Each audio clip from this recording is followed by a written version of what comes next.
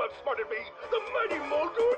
I don't think so, Yoked Girth. Stay tuned for what happens next on Yoked Girth. Now a word from our sponsor.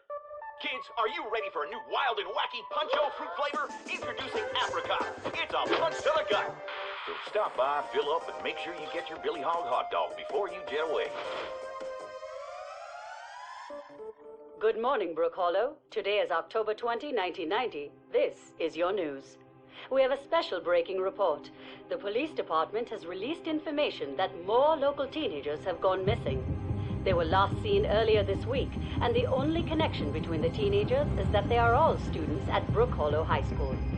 This could be linked to the disturbing trend of other possible abductions and missing teenagers from our otherwise quiet town.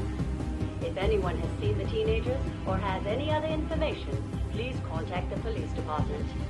The mayor of Brook Hollow has put a curfew into effect for anyone under 18 starting tonight. Now to other news. In the business world, prominent practical technology, Simon's new deal with